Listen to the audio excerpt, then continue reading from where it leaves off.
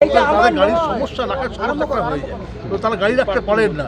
পার্কিংটার একটা সমস্যা কিন্তু রয়েছে, এটা নিয়ে একটা কিছু যদি বলেন। ট্রাফিক পার্কিং সাইবার আচ্ছা, আর ওই যে দুটো ইনসিডেন্ট হলো আর কিছু ওকে। প্রথমেই আপনাদেরকে আবার সবাইকে দুর্গাপূজার অনেক অনেক শুভকামনা জানাই। আজকে এখানে আমাদের ট্রাফিকের তরফ থেকে দুর্গাপূজার ট্রাফিক গাইড ম্যাপ একটা এটা ইনগ্রেশন হলো। এছাড়াও ট্রাফিকের আরেকটা যেটা আমরা কিছুদিন আগে বলেছিলাম একটা অ্যাপ তৈরি হয়েছে পূজা বন্ধু, সেটাও আজকে ইনগ্রেশন হলো। ফর্মালি কী কী ফিচার্স আছে সেটা আপনারা সবাই দেখেছেন। এছাড়া সাইবার উইং থেকে আমাদের অনেক কিছু এইবার পূজাতে স্পেশালি মানে কিয়স করা হচ্ছে। সাইবার সেফটি কীভাবে পূজাতে সাইবার সেফ থাকা যায় সেরকম কিছু কিছু ব্যবস্থা হয়েছে। আমরা আশা করছি সাধারণ মানুষ এটা ভালো করে দুর্গাপূজার সময় সাইবার সেফ থাকবেন। অ্যান্ড দুর্গাপূজার সময় ট্রাফিকের যা যা নিয়ম যে গাইডেন্স যেটা বলা হচ্ছে সবাই মেনে চলবেন। আমাদের যে অ্যাপ আছে ওই দুর্গাপূজা অ্যাপে আপনারা দেখবেন অনেক ফিচার্স আছে, ওর মধ্যে পার্কিংয়ের ব্যবস্থা কোথায় কোথায় অ্যাভেলেবেল আছে সেটাও আমরা ইনক্লুড করেছি। অ্যান্ড ট্রাফিকে কোনো রকম মানে এখন যেহেতু প্রি পূজা টাইম আছে, প্রচুর মানে যেহেতু অফিস খোলা আছে, দুর্গাপূজার ছুটি শুরু হয়নি, অফিস খোলা আছে, প্রচুর মার্কেটিংয়ের জন্য লোক বেরোচ্ছে। তো আমরা স্পেশালি বলেছি শুধু ট্রাফিক উইং নেই, থানা লেভেল, ডিভিশনাল লেভেল ওদেরকেও বলেছি যাতে মানে শহরকে সচল রাখা যায়। অ্যান্ড ট্রাফিকে ওরাও হেল্প করবে। অ্যান্ড কিছু আমরা extra man power officer force আমরা নামাচ্ছি যাতে শহর সচল থাকে, ট্রাফিকের কোনো রকম কোনো অসুবিধা না হয়।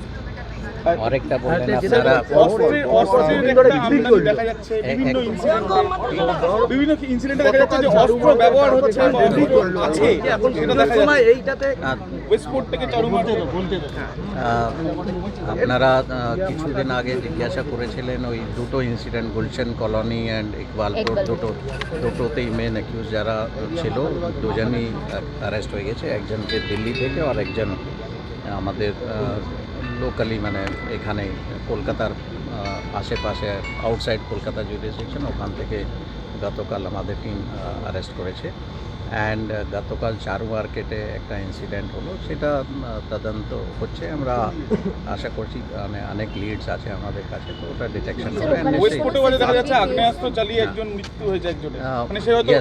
আজকে একটা আরেকটা ইনসিডেন্ট যেটা পোর্টে হয়েছে, ওটা একটা সুসাইড নোট একটা কিছু আমরা পেয়েছি, কিন্তু এক্স্যাক্টলি কি আছে ওটাই ঠিক আছে না অন্য কিছু আছে সেই সব অ্যাঙ্গেল থেকেই দেখা হচ্ছে।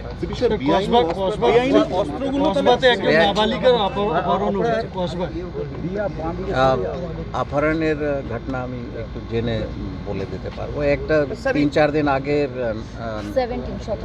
সিথিতে একটা হয়েছিল, সেটা গতকাল রিকভারি হয়েছে, অ্যারেস্ট হয়েছে ওখানে। অ্যান্ড যেটা আপনারা আর্মস রিলেটেড যেটা বলছেন আমাদের এর উপর নিশ্চয়ই মানে এটা একটা চিন্তার কারণ আছে। আর এর উপর আগে অনেক কাজ করা হয়েছে আমাদের বিভিন্ন উইং থেকে, এসটিএফ অ্যান্ড আমাদের ডিটেকটিভ ডিপার্টমেন্ট থেকে।